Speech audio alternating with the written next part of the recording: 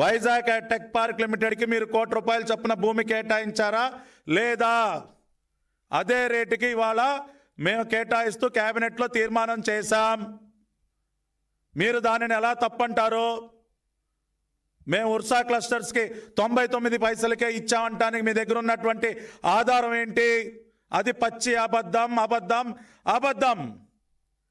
కేవలం కడుపు మంటతో విదేశీ పెట్టుబడులు రాష్ట్రానికి రాకూడదు అని చెప్పి ఒక కుట్రతో, ఈ రాష్ట్రం అభివృద్ధి చెందకూడదు అన్న ఒక భావనతో,